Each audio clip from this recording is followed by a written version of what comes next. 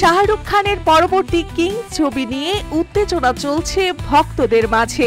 ছবিতে তাকে কোন লুকে দেখা যাবে তা নিয়ে বহুদিন ধরেই কৌতূহলে রয়েছে অনুরাগীরা। এরই মধ্যেই ফাঁস হয়ে গেল সেই ছবিতে শাহরুখের নতুন লুক। মাথা ভর্তি ধূসর চুল, সাদা টি শার্ট, এমনই একটি ছবি ছড়িয়ে পড়েছে সোশ্যাল মিডিয়ায়। ভক্তদের অনুমান কিং ছবিতে এই বেশেই দেখা যাবে শাহরুখকে। শাহরুখের এই লুক নিয়ে রয়েছে ধোঁয়াশা, তবে যেটুকু দেখা যাচ্ছে তাতে মুগ্ধ শাহরুখ ভক্তরা।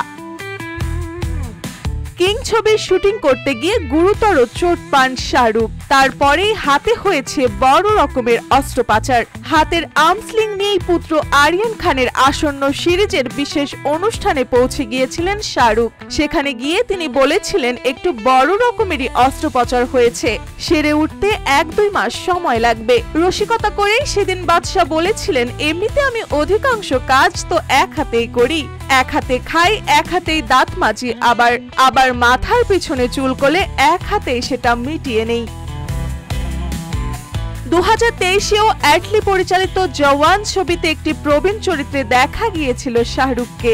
ছবিতে দ্বৈত চরিত্র ছিল তার। প্রবীণ চরিত্রের বেশিও মুগ্ধ হয়েছিল দর্শক। বক্স অফিসে ঝড় তুলেছিল সেই ছবি।